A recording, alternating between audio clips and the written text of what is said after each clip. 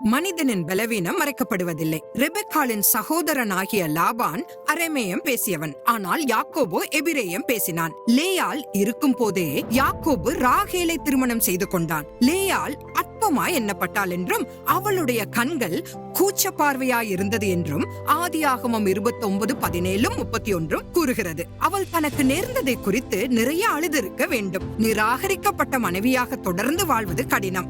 முதல் 3 குமாரர்களுக்கு தன் புருஷனை நினைத்து பெயரிட்டார்.